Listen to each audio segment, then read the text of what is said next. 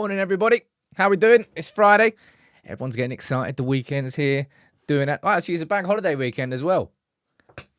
Apart from the fact it's raining the entire time. Naturally. But we're here to talk through a lot this morning. It's going to be a busy show, as if it ever isn't a busy show. But when Sky Sports drop a 30-minute interview with Gary Neville and Erik Ten Hag at 7:30 in the morning, it gets slightly busier. So what I'm going to do in this video is try and pick out some key points that happened in that interview, and we'll discuss them as a community. Erik Ten Hag spoke about, well, pretty much everything. He spoke about his proactive approach. He spoke about injuries. He spoke about his future. He spoke about the game model. He spoke about problems this season. He spoke about a lot of stuff. And I'm going to try and run through as much of it as I possibly can. Then we'll speak about Michael Olise, reports from ESPN suggesting that we're front runners for him. Then we've got Palace on Monday, so I'm going to run through what Erik Ten Hag is saying about team news. Anthony Martial's back in training. Look, I know. But one last send-off. Anyway, we'll run through that. And I probably won't do the predicted 11 in this video. I think I'll save that for an actual video tomorrow because there's space for me to do that video. Anyway, who's here from the member gang? Let's have a quick look. Who's here from the mod gang first? Carl and Vicky, good morning to you. Ian. We've got Josh, you're here as always. I can't see anybody else then, no. Any other names? Can't see. Who's here from the member gang? Let's have a look. Maddie, good morning to you. Cowstub, Giles, Ian, Madhouse, Bert. Ernie. Ebert. Maradona. Look at that. From the dead. He's here. JC, Bully, good morning to you. Stephanie and Skinny G, who's on Facebook. Facebook's working. Last couple of days, it's actually been working again, you know. It's always nice. Tim Elston, good morning to you. Yap. Good morning to you. We've got Carl Oliver, Wayne Hogarth. Good morning to everybody. And I can see that Shax and Toby, what a combo, have gifted 5 memberships each. So let's whip the gong out. And something new. Ready!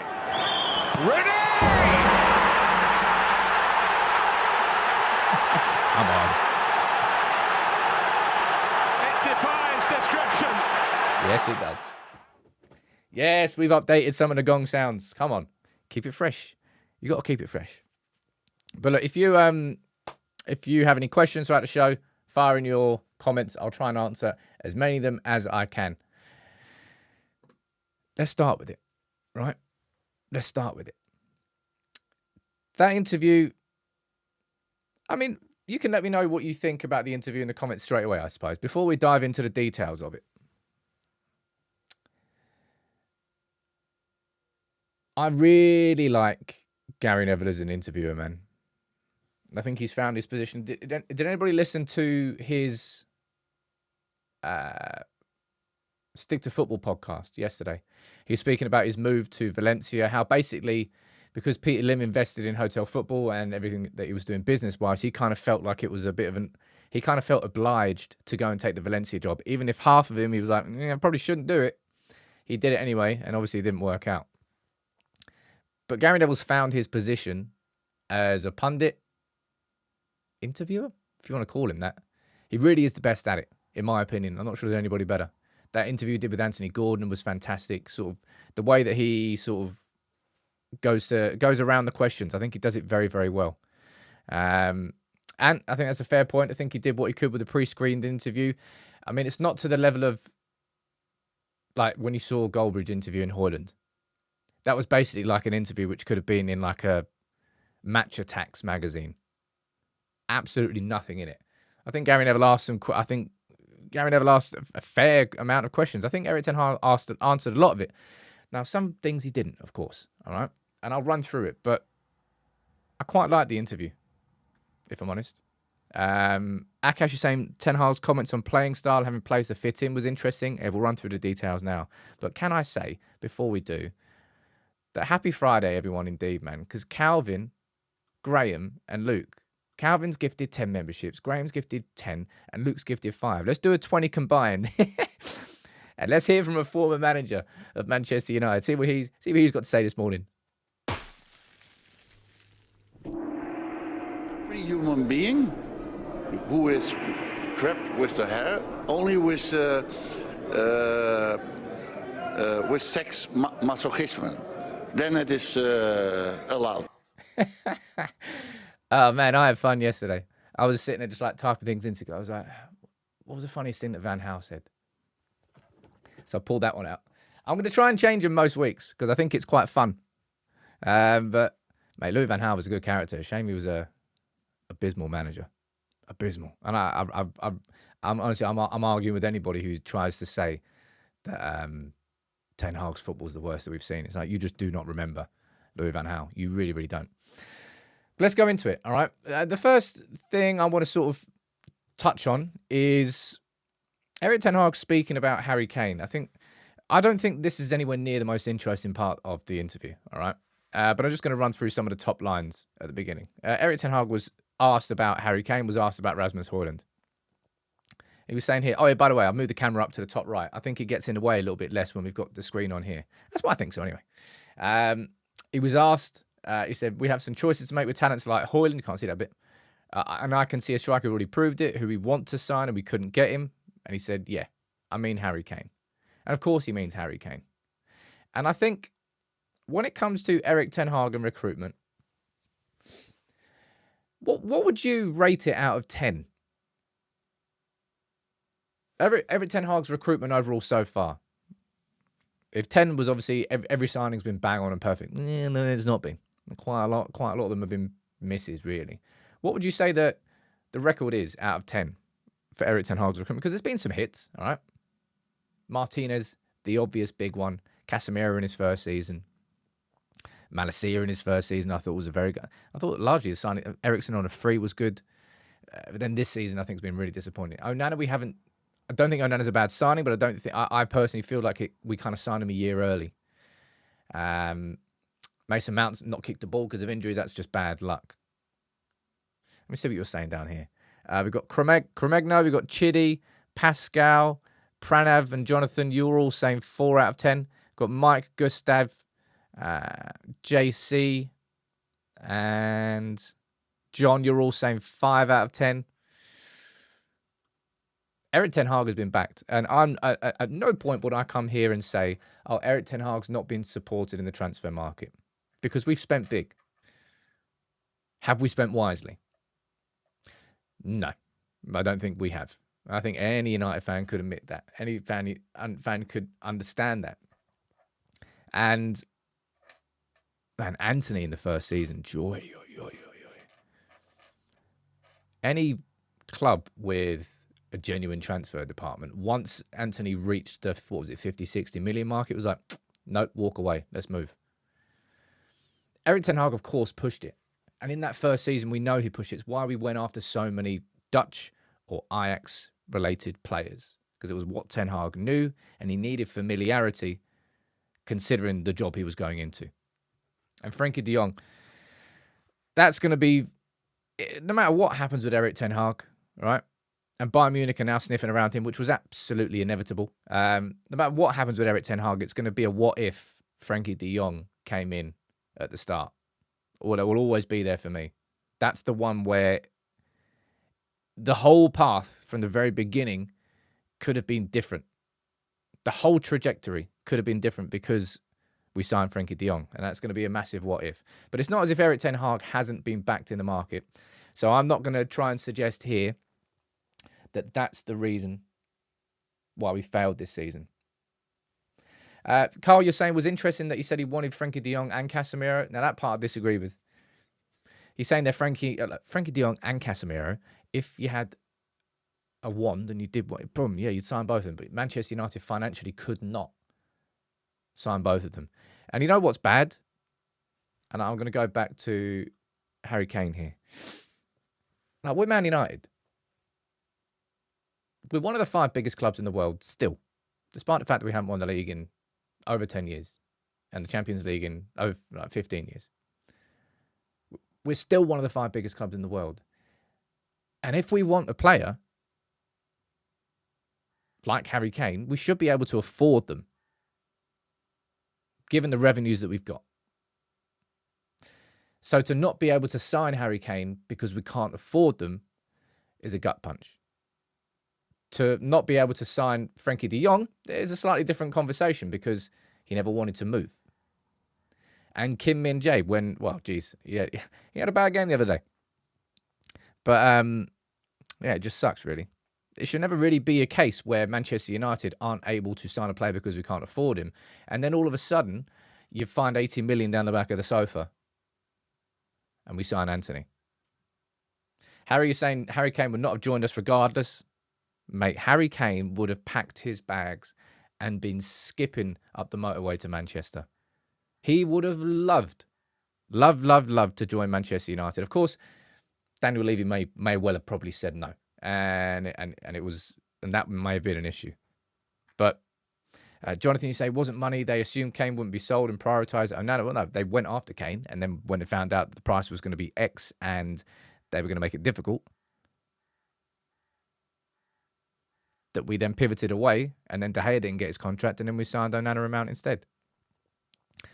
Yeah, it may well have been Levy that stopped it from happening, but. If I was to take a main takeaway from this Erik Ten Hag interview, would be how steadfast Erik Ten Hag is on the proactive approach at Manchester United. And I think that just in the way that he speaks, you can go and watch the interview on Sky Sports YouTube channel. I'm probably going to do a reaction to it. A proper reaction, like a little 8-10 minute video at lunchtime today, which would be a little bit more succinct. But it almost feels like when Erik Ten Hag sat down and got the job, of course, John Murtough's not there anymore, and I don't know who else interviewed him for the actual job. But he really reiterates that concept of the proactive approach. You know, we finished third last year. We got to 2 cup finals. We won 1. We want to build on that. That's why I signed a dynamic midfielder in Mason Mount. And of course, all the injury problems this season have been a massive, massive problem. But I thought this was probably the most interesting part of the conversation, because a lot of us have asked this question, right? A lot of us have asked this question. Why can't you just go more pragmatic? All right. Clearly, what you want to do with this team isn't working. Clearly, there are problems that need to be solved. And clearly, right now, I don't think it's just down to fitness and injury issues, but that's a big part of it. Ten Hag doesn't have the players inside this squad completely that he feels confident enough to play his style of football every week. Partly, that's down to a massive injury list. And I think Erik Ten Hag and training and intensity and all of that is partly culpable of that. But also, Man United just simply haven't recruited properly again. And ultimately, that's going to fall down on Erik Ten Hag because he's the manager, but that shouldn't be his responsibility. And I do have confidence that this summer, our recruitment will be better. I mean, it has to be better. If our recruitment's not better, and that includes selling as well.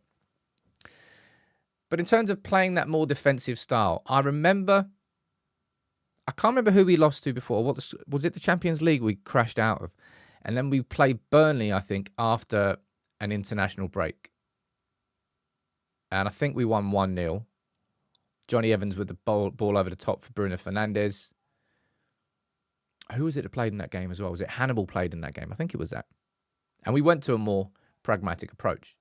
And it worked for a couple of games. But I think what Erik Ten Hag here is sort of explaining, he said, look, this is what I said there about being proactive. We thought about this, about going more defensive. But one of my objectives here was to bring in a proactive way of play. The players will return. So if you then adjust and go in a very defensive style and it doesn't fit the players we already have, then if you don't get the results, then everyone will lose the confidence. Then when the players are back, you have to return back to the proactive style and you've lost.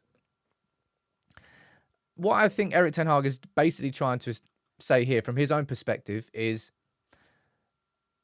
I could go pragmatic, but it's no guarantee that we're going to get the results then.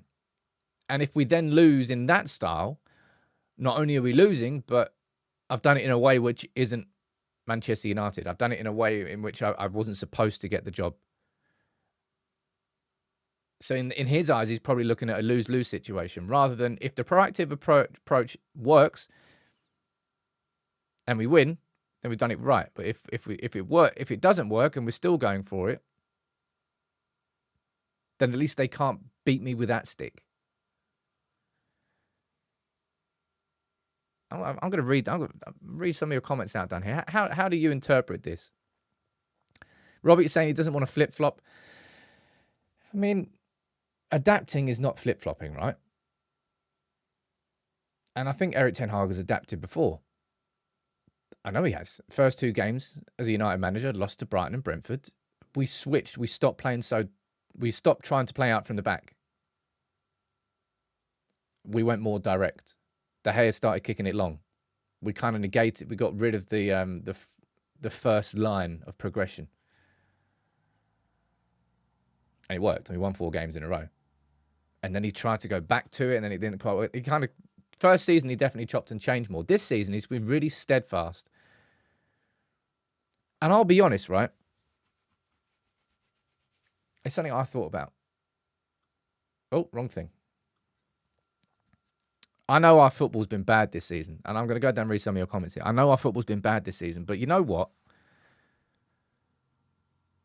No matter how bad this season has been, if we had just done our jobs properly against Brentford, against Chelsea, and against Liverpool, recently, last 6 weeks, if we had just done our jobs properly as professionals and saw those games out, the whole conversation would be different, I think. Maybe not the whole conversation, but the energy against him would be so different. It's the collapses in the games which I think have had the most impact on fan opinion in its current state. Like the Coventry one. I just want to be sick. The Chelsea one. Ridiculous. And those results, mate, look at Spurs. Spurs have lost 3 in a row. They're now going to Anfield. Burnley as well. They're now going to Anfield before they play City. Spurs are likely going to have 5 losses in a row. Could easily. I mean, I don't even think we would have got top 4 this year because Villa have stayed consistent the whole way through. But Erik Ten Hag, clearly in his mind, he'd rather lose with his approach, and he doesn't want to change it, than change it, maybe shore it up a little bit, but realistically, there's no guarantee that you're then going to win. I think that's the way that he's looking at it in his mind. And you're saying we're as adaptable as a nuke, so rigid. Well, we weren't last season, and I think we have adapted at points this season. It's just that there's certain principles that have just been retained this whole season. And the one that I will never understand is leaving so much space between the front line and the back line. United not being compact. I don't think that's been a pragmatic defensive approach. But shit me, just make sure there's not 50 yards of space between Højlund and Maguire. Like, that should just be tighter. And I don't think that would be going completely against this proactive approach at all. I think that could be coached into them. Tyler's saying, do you think all the injuries at the back four made Ten Hag panic? I think it's quite the opposite of what Ten Hag's doing this season. I don't think he's never really struck me as a man who's panicking. I don't know whether that's a right or wrong thing to say. He's definitely not got his own way, but I don't think he's particularly panicked. He's maybe too stubbornly. I think a lot of us would agree on that. Just stuck to his guns rather than panicking. Ricky's saying if we could see a game out, we would be in a top four battle. And the top four battle is not enough, right? But I think I might be completely wrong, right? In fact, type yes or no in the comments here, right?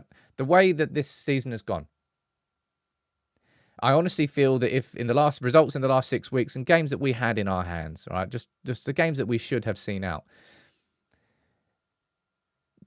do you think if Manchester United was still in a top four chase with Villa and we managed to sneak into it, would that be enough for you to give Erik Ten Hag another season?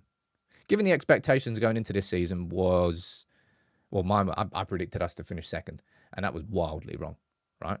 Wildly wrong. I didn't expect this many injuries.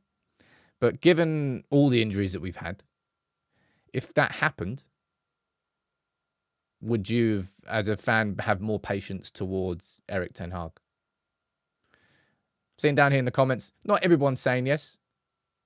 I'd say this is a good 75-25. I should probably done a poll. Jonathan, you're saying I give him another season anyway. Lots and lots and lots of you, I'll be honest, are saying yes. And you know what I want to say here before we move on to the next talking point from the interview is this, right? Where is it?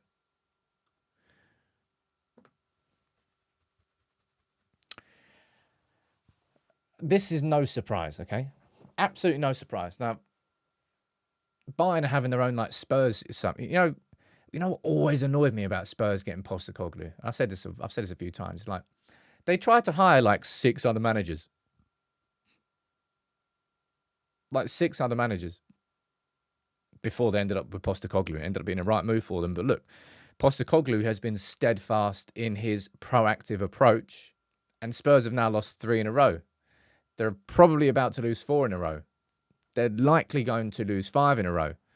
And the sexy energy of Postecoglou ball and his fun and friendly press conferences are now starting to be scrutinised, which is expected. And probably in the same way that Erik Ten Hag has gone overzealous. I mean, it was working straight away with Postecoglou. Was that because the squad was bad? No, I'll be honest. Spurs have been awful for years, and their management. It's just he did a great job straight away, and certainly had more of an impact on those players. And I think than Erik Ten Hag has done this season. This right here, I have absolutely no doubt. Honestly, and you can call me deluded if you want. I have absolutely no doubt that Erik Ten Hag would be a very good manager for Bayern Munich. I think he would fit in there straight away. I think he would suit the Bundesliga. I think he would be a success. That's not the reason why I am willing to say I want Erik Ten Hag to get another season. I've been sitting on the fence about this for a good while.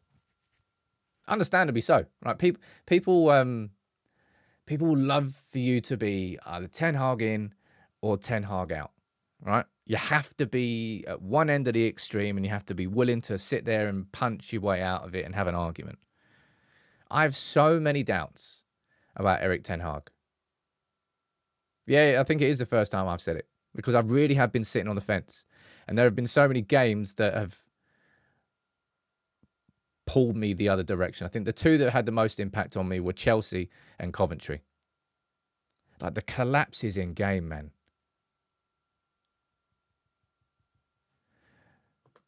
I can't get over those. Of course, part of this interview is Erik Ten Hag speaking about injuries, right? Injuries definitely had a bit. I think he puts. It's worrying how much emphasis Erik Ten Hag puts on the injuries of Luke Shaw and Lisandro Martinez. Lisandro Martinez, by the way, looking shredded. That looks like me if I took my top off. It absolutely doesn't. I'm post-rehab. I need to get to the gym. I ain't never going to look like that. I'm not looking like that, though. But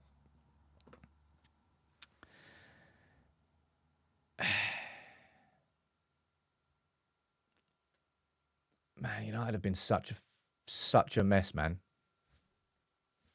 It's been such a mess. You know what I really want? And honestly, I really want Erik Ten Hag to succeed. People are going to sort of attack his man management this and man management that. It's like, I've been a United fan for long enough, man. I've seen enough managers come in and be swallowed by this football club. And I don't think that's happened with Erik Ten Hag. Like, to be a United manager, you have to deal with just like 35 haymakers, straight, like, blind shots around the back, just a hook to the side of the face, constantly 24/7. You are getting hit from every angle. And I think he's dealt with that part of it well. I don't think he's crumbled like certain managers have.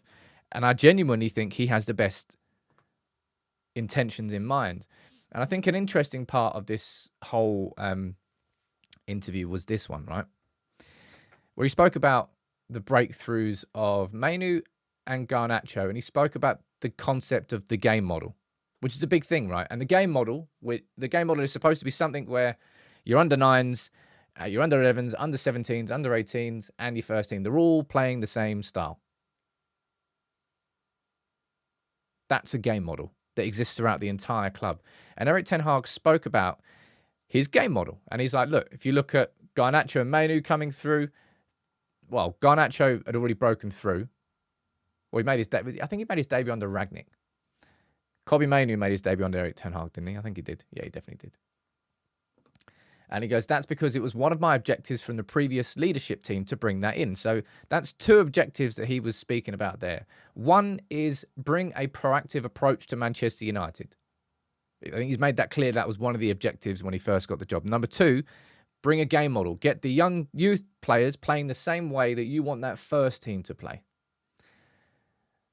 And if you look at Manchester United's under 18s this season, you can I think largely the success of the under 18s is down to the coaching of Adam Lawrence. All right. I'm not going to suggest, and I think it would be very unfair on Adam Lawrence and the players themselves to say, oh, the under 18s have won the Premier League North because Erik Ten Hag has told them to play in a certain way. No, that's wrong. But I think Erik Ten Hag has spoken to Adam Lawrence, has spoken to the young, because he said last season he's going to be getting involved in the youth teams. I think he's spoken to them all and said, look, these are the basic principles. And we can explain what the basic principles of an Erik Ten Hag team in our mind of what they are, what they thought they were going to be. High press, high defensive line, playing out from the back, trying to win the ball back within 10, 15 seconds. You watch the under 18s play and they play a lot like how you would expect an Erik Ten Hag team to be. So maybe that's evidence of the game model. There's more evidence of the game model with the under 18s than there is with the first team, which is a massive worry. But yeah, if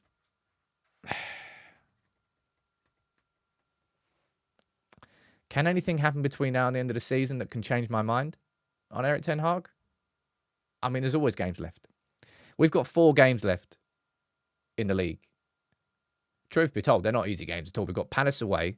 Then I think we've got Newcastle. Then I think we've got Arsenal at home. And then I think we've got Brighton away. Not easy games. But the Premier League season's done. Some people might say, oh, well, you can still finish 6th. I'm like,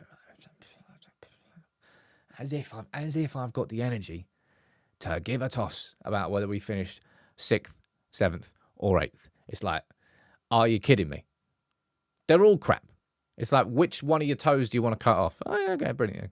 That's what the rest of this season is. Apart from the FA Cup final. I'm going to go down and read some of your comments here. Anthony saying the academy teams are becoming successful. Another reason to keep Erik Ten Hag and be patient. A lot of the success and improvement of our academy teams has come not because of Erik Ten Hag. It's because of the work that's happened before. You know, a lot of the good work that Nick Cox has been doing, the groundwork that John Murtough and Nicky Butt did, and I've explained that all in a deep dive. Again, I'm not saying that that's down to Erik Ten Hag, but our under 18s this season look fantastic. And this is, Erik Ten Hag is one of those managers that loves, he's built his success in his career off bringing through young players who are skilled technical players naturally from the academy system and bringing them up into a first team environment. He's been brilliant at managing those players that have the natural talent and get the exposure. He's able to manage those players. He's able to help them through that phase. Has he been as good in coming in like Pep Guardiola, right? Is probably the greatest when it comes to coming into an environment with elite footballers, unlimited budgets, and just turning them into relentless terminators. That's what Pep Guardiola is probably the best at. There's different types of coaches that do different types of things. Erik Ten Hag has lost a lot of credit this season among United fans for continuing with the proactive approach, even though it hasn't worked. And I think he sort of explained in this interview here of why he's doing that, of why he has done that. And also in how he's acted in press conferences, probably in the last, I would say, couple of months. It's just a lot of things you go, Erik, mate, why are you saying that? Like, we've all got eyes. We're all watching that game. Why are you saying that we dictated? Why are you saying that we were the dominant team? Don't lie. Like, come on, man. You can give a compliment, but don't go overboard. Which I think he's done a lot of the time. I really wonder what Ineos are thinking.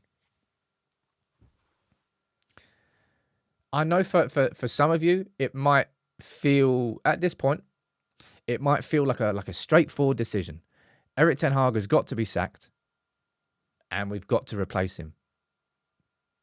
But I just don't think it's the case. Junior, you're saying this lying to save your ass when it comes to Erik Ten Hag in those press conferences. I don't think it helps him. It's a point. Somebody should put him to the side saying, yeah, Erik, I don't think you need to go so far in those ones. But yeah, people think it's so straightforward. Oh, all you got to do is sack Erik Ten Hag, and all you got to do is bring in Thomas Tuchel, and all of a sudden, it's great. And then we probably get, let's be honest, we probably get the boost. We probably get the surge. I would like to think that the surge will be more stable next season, no matter what happens, because we've got Ineos, because we've got the leadership. We're going to have Wilcox. We're going to have Ashworth. If there's any problems next season, right? And Erik Ten Hag's here, he hasn't got to deal with that crap. That's your job. I'm a coach, all right? I'm going to go do my stuff on the training pitch. This player's fallen out. This one's called me a liar. This one over there has refused to train. This one over there is having... Can you just go and deal with that, please? Yeah, go on then. Thank you, mate. All right, I'm off. And Erik Ten Hag just goes back into his tracksuit, puts his boots on, goes on the training ground.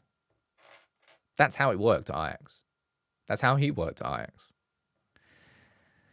Erik Ten Hag has lost a lot of credit with a lot of fans, and I understand completely why. And I understand if some of you think I'm completely deluded for saying that he should get another season. But I think it's where I am. I think I'm willing enough and patient enough, and I suppose I believe in Erik Ten Hag enough that next season, when injuries aren't as cataclysmic, after a summer where we should, I think the summer will really dictate whether or not I can have that belief in Erik Ten Hag next season. But if we can have the summer of summers, and it's the summer that we need, and honestly, I think you can probably judge the success of this summer 50-50 on the signings we make, but maybe even 60-40 towards sales. Getting rid of the players in this squad that should not be there and don't deserve to be there on the wages that they are on. Casemiro, Varane, Martial. I don't think we're selling Anthony, but I think Anthony's probably got one more season. And there's so many... This summer, realistically, honestly, hand on heart, we should be making north of 150 mil in sales. Sancho and Greenwood, at the very least, it's 50 to 75 between those two. Man, we've got a summer ahead. We have got a summer ahead. I'm going to read some of your comments out down here. Vicky, you're saying, I feel that interview was nothing but confidence on Erik Ten Hag. Ineos would have given him confidence to do that interview with Gary Neville. I think I said it earlier, like, I don't think I've looked at Erik Ten Hag and thought, oh, he's panicking, he's losing his marbles. Too often this season. He really does believe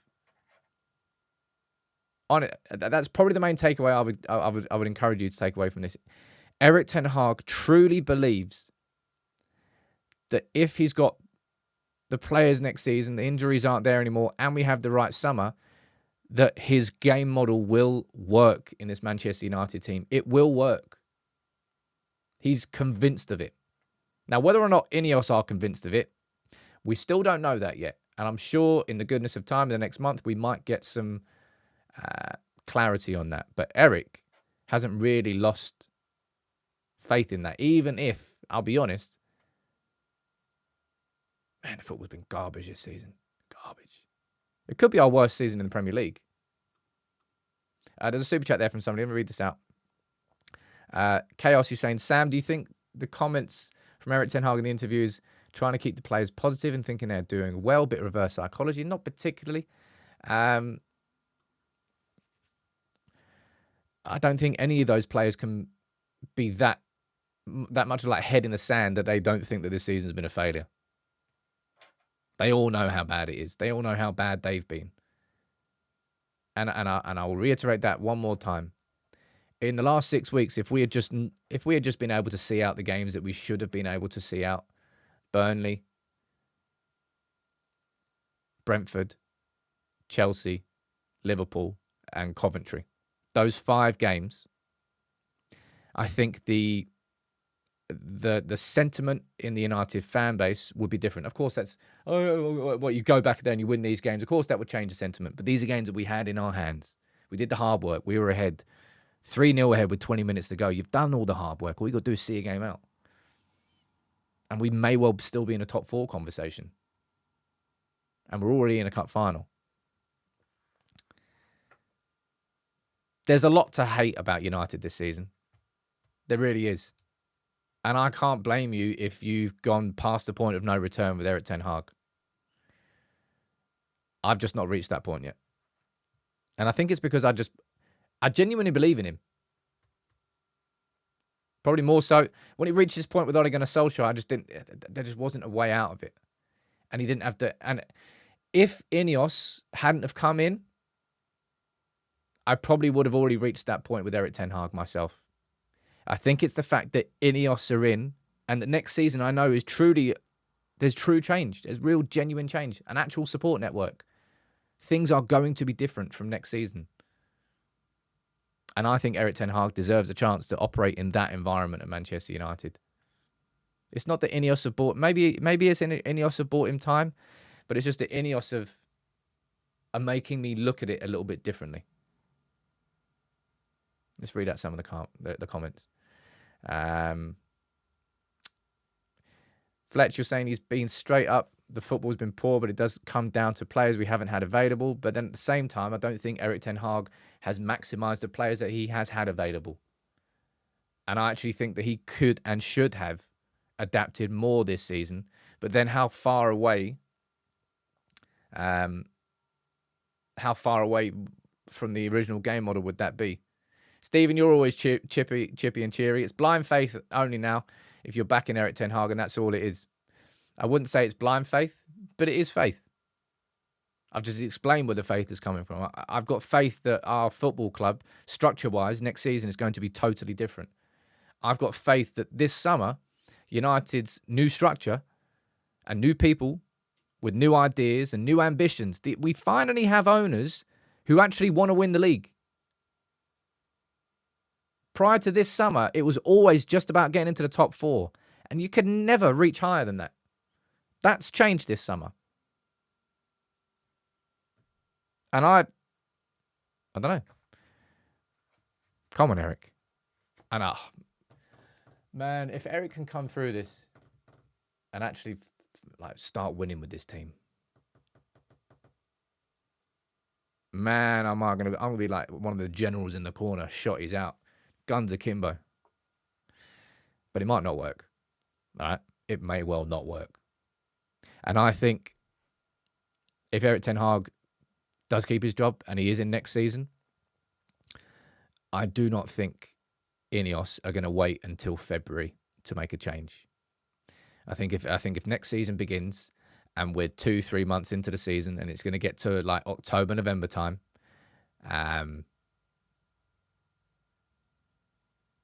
I think Ineos will probably make quite a decisive decision at that point. Now, you might say that they haven't been decisive, but I think if you look at everything they've done with the executive, I think they've been very, very decisive. You might just not like what their decision is. And that might mean that Erik gets one more season. Teresa, thank you very much for gifting 5 memberships. It's his job, isn't it? That's his job to make saves. When I hear people saying someone's a good shot stopper or a goalkeeper, is that not what you're supposed to do? Yes, Roy. Roy's making an appearance. Come on. If that's not worth a like on the video, I don't know what is. But it's a really interesting conversation, I think. I'm going to be going into I'm going to go into it in a bit more depth in my lunchtime video. Although I suppose I have kind of covered it in as much depth here as I have done before. I've kind of put my flag in the ground, if you want to call it that.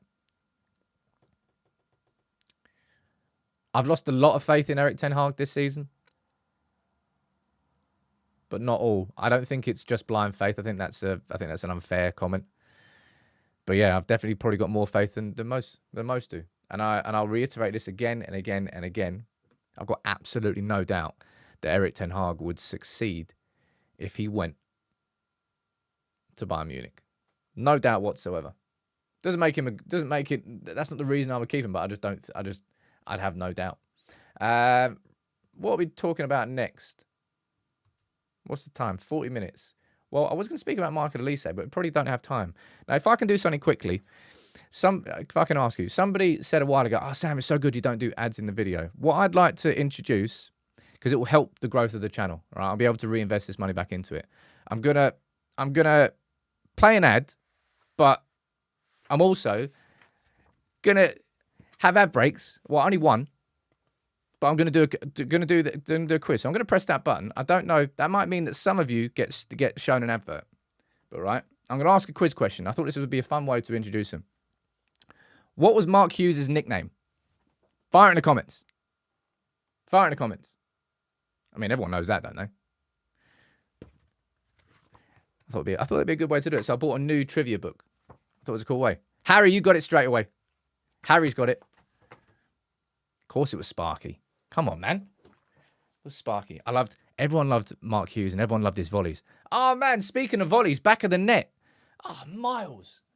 You are a legend. And you have allowed me to play the new, the new 50 gifted. Man, thank you so much, dude. Sparky. Big up to Sparky. And big up to Miles. Let's enjoy. 5, 4, 3, 2, 1.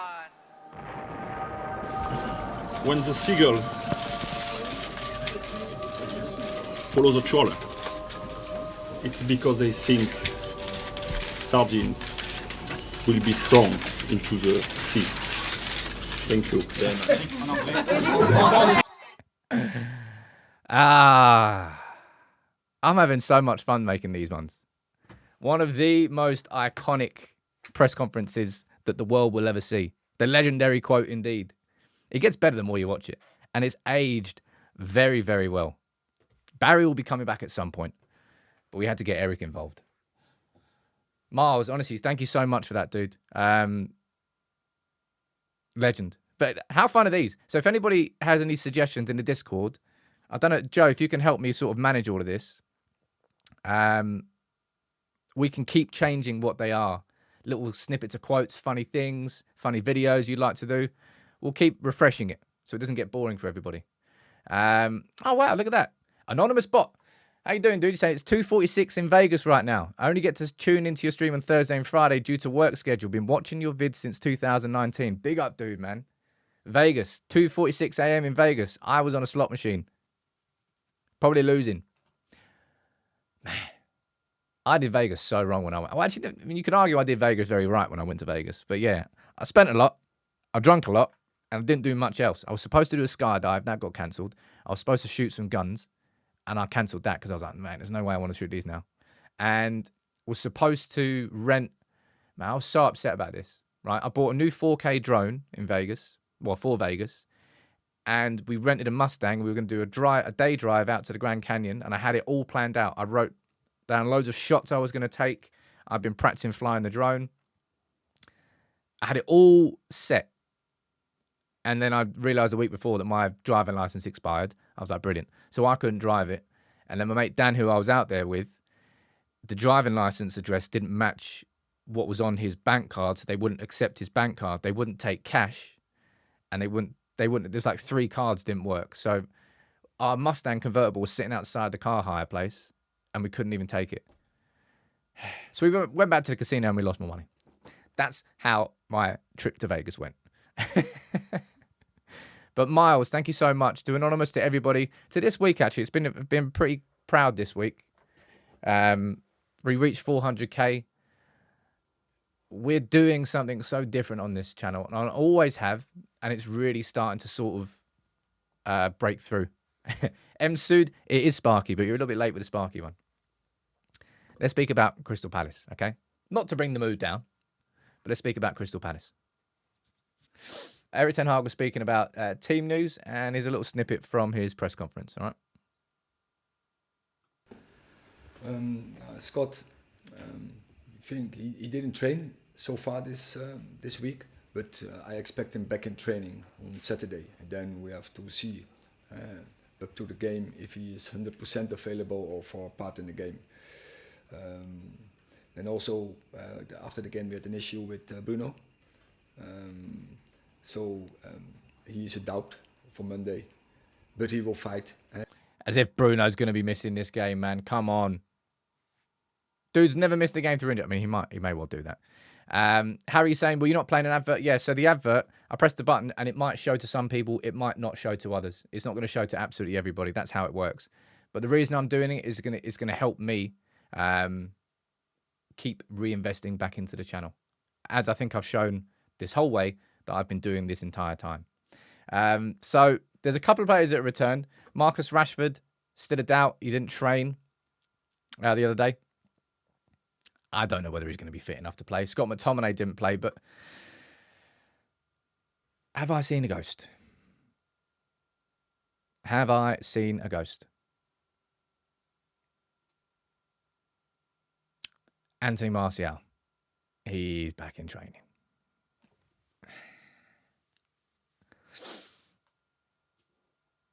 My God. 4 months out, I think he's been, he's gone with a groin injury. I'm expecting nada. I would love there to be a send-off. I think one of the best moments for Anthony Martial in a Manchester United shirt happened at Wembley. Everton in the FA Cup semi. That was a moment. I had a ticket for that, but I was going to take my partner to the game, and I couldn't get a ticket for her, so I gave my single up to someone. Should not have done that. Anyway. Martial is back in training. I'm not going to let myself get excited or anything about that. But it'll be nice to have a different option up front who's fit, who's capable. Don't know whether he's going to be fit or capable. Mason Mount's decided to grow his hair out. I think he's just done. He goes, man, I'm so bored. I'm not shaving. Nah, not having a haircut. Don't care. Vamos. Not doing it. Mason Mount's back. Johnny Evans is back and training as well. So there's a couple of people returning. Scott McTominay doesn't sound like he's going to be fit. Bruno Fernandes is a bit of a doubt. Yeah, but Bruno Fernandes was a doubt before we played Spurs when he had his foot in a protective boot, and he still played. I wonder if any of them will return to the 11.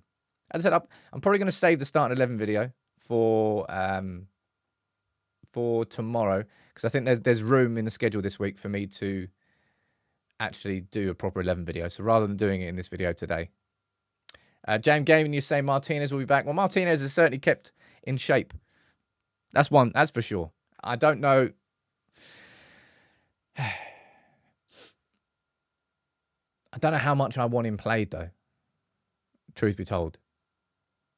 I want him to get, like, I don't know, 2 minutes against Crystal Palace, 5 minutes against Newcastle, 10 minutes against Arsenal, 15 minutes against Brighton.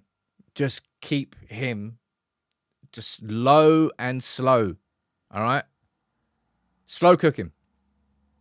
No hot and fast. Definitely kept himself in shape.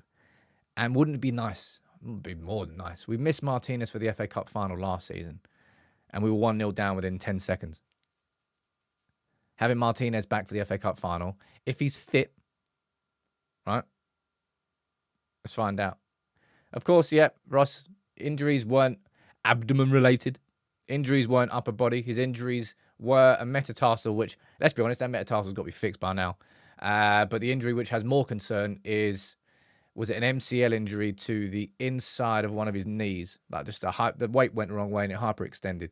That takes a long time to get that. And he's such an aggressive player as well. He has to be sharp off those. He has to be able to like spring off. And those first couple of yards are really important for him. So fingers crossed he's not impacted by that, but we don't quite know. Now, what's your... Oh, yeah. This will be an interesting one, actually. I may as well bring this up. Is Olise. So reports from ESPN saying that Manchester United are front runners for him. Now, Olise has had his own injury problems this season, okay? Massively. Hamstring related. Crystal Palace rushed him back. Poorly managed. Mate, the injury problems that he's had at Crystal Palace, it sounds like Man United. A player whose rehab was mismanaged. He was brought back too soon. He was played too soon, and he got a flare-up of the same hamstring problem. But Man United are apparently front runners for him. Now, on paper, the profile of Olise is very much a winger we need. All right? And by that, I mean that Man United have got individualistic wingers. We've got Garnacho. We've got Rashford. We've got Anthony. Ahmad's the only one who's different. But those three are typically head down, cut inside, I'll try and shoot myself. And it's a style of a winger. It's not necessarily a bad thing, but it's a certain style of a winger. Olise, very different. I think he's created twice as many chances. I don't know what the stat was, but it was a very, very good stat. He's a creator. And whether it's Olise, whether it's somebody else, all right? He's somebody who can drift past a player, head up, and get a cross in properly. Not just swinging it in, like Antonio Valencia style. He's got craft. He can do 1-2s on the edge of the box. He's a really creative forward who can go in a multitude of directions at different paces. Eze is another player you can sort of throw into that category if you want. Whether it's Olise or whether it's somebody else, that style of attacker is somebody this team doesn't have. And something this team needs. Something that Rasmus Højlund needs. And it's a big reason why we don't play towards Højlund, because our winger options are Rashford, Garnacho and Anthony, who don't look for him. And then you've got Bruno, who operates so deep, he's not really looking for the through balls, he's looking for the balls in behind. Build an attack around an arrow point. Build an attack towards Rasmus Højlund. Man, he's going to be banging goals in left, right and centre. Can he get 30 next season? I think that Rasmus Højlund can get 30 next season. How many is he on now? Don't actually know. It feels like he's on, is it 16? 16 thereabouts? And bearing in mind he didn't score a goal for the first half of the season. I think that Rasmus Højlund could get 30 in all competitions next season. Maybe that's a bit excessive. Definitely over 20. Don't know. But look. I want to... Oh dear, my mouse has stopped working. That's awkward. Little interlude. Garnacho out on loan if he doesn't change his mentality. Nah, mate, I'm not sending Garnacho anywhere. My mouse has completely stopped working. I can't actually move. Technical issues. Everybody fire in your questions, all right? Questions or comments about the show today, and I'll try and wrap it up as soon as I can actually move around the screen. Oh, we can move. Right, we're back in the game. It's map day. Oh, come on. I'm full of surprises, man. I'm full of surprises. You know we had map day last week, and we had a map tune. We've got another one. And it's a new song. Let's get this bad boy up. Map Day V2, baby. Last week we had like a, what was it? It's like 70s jazz funk. This time we're going a bit more electro. Map day. Sam finds his way, marking all the places where the viewers stay. Watching. So good. United People's TV. From far and wide, Sam's got the world right by his side. AI is mad. In Tokyo, they're tuning in. Feel the rhythm, the beat, the spin. Berlin, London and LA. Wait for the drop. Everyone's dancing. Come on. Someone's saying down there you should get 2-pack on it. Maybe I should get 2-pack on it. Probably get slapped down for copyright. But we'll try and we're going to see if we can try and get one every week. I think they're really fun. But let me know where you're watching from, both the country and the city, and I'll get a few of you added onto the map. We've got Sean watching from Yangon in Myanmar. Let me get that on here. Yangon? Oh. Yangon. Oh, no. I spelled that wrong. In Myanmar. On you go, sir. Welcome aboard. Who else we got? We've got JC watching from Sevenoaks in Kent. Only the finest. On you go. In you get. Sevenoaks. Jason, I should release that as a UPTV single. It was so good, that one. I was like, need like a nice little liquid drum and bass one. That's what we need next. What else? Let's get one more on here. We've got Stephen watching from Manchester. Mate, of course we've got Manchester on the map, but let's get Manchester back. Let's get Manny on the map. I mean, we've already got it on the map anyway, but we get one more time. Let's get one more. Who else we got? Steels from Butter Chicken and Naan. I'm not sure that's a place. Sounds pretty tasty though. Now I'm hungry. And Harry, you're watching from Harrogate in North Yorkshire. Harrogate. Oh yeah, we're in the game. Right, let's wrap it up. Last couple of minutes of the show. Or can I say thank you everyone for another great week? I've really enjoyed that. Hitting 400k was awesome. Doing that little live impromptu stream with the members was fun. Shax is saying, will you be linking up with the boys on the podcast soon? I think it's good. I think it's a fair question. The podcast has taken a massive back burner because I've been so insanely busy and I had the surgery. So it's kind of set me back a bit.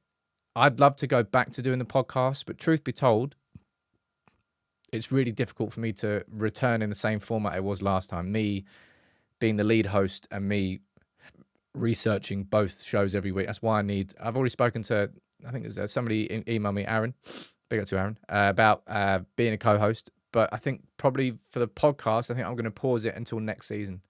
I think if I give that time, I think I'll then be able to get the summer out of the way and then probably be in a better position to relaunch a podcast. I don't want to relaunch the podcast unless it's relaunched properly. So probably next season for the pod. Question there, how did your appointment go yesterday? Ladies and gents, got my foot into a shoe. All right? First time since in nearly 3 months I put my foot in a shoe. That's how fat it is. It's an absolute plumper right now. Proper cankles. Shallow how down on my foot. 80 mil for João Neves. Nah, man. I don't think we're going to be able to afford João Neves. I also don't really... I look at him and I'm like, wow, he'd be the perfect player. But then I'm like, whoa, it doesn't actually have that... How is he out of possession? I don't know enough of João Neves to have a really, really firm opinion on him. But I just think, like, if you look at the boxes that he does tick, he ticks a lot of boxes. And there's a lot of players that do in midfield, let's be honest. But look, thank you all for a fantastic week. I've really, really enjoyed it this week. I'll be here at lunchtime, probably with more of a succinct reaction to the Ten Hag and Neville interview. Tomorrow I'm going to do a Palace starting 11. Might have Sunday off. We'll see. And yeah, we'll be back on Monday. Big up to all of you. Enjoy your bank holiday. Go out, get drunk, enjoy yourselves. United can't ruin United can't ruin your weekend. They could ruin your Monday, but they can't ruin your weekend. All right? Much love. Take it easy, everyone.